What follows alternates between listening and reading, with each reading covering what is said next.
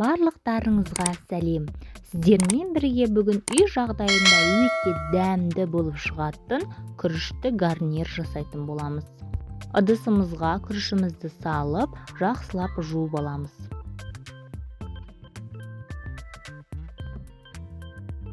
Ыдысымызға майымызды құйып, орташа отта күрішімізді 1 минуттай қуырып аламыз.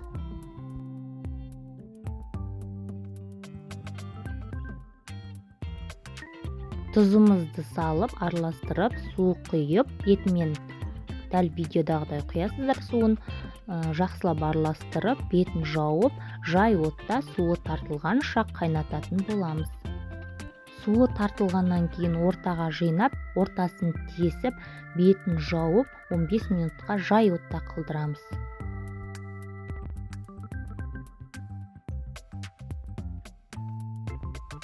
Міне біздің күрішіміз дайын болды. Осындай қалаған ыдысыңызға салып, әсемдеп, қалаған тағамыңызбен ұсынсаңыз болады.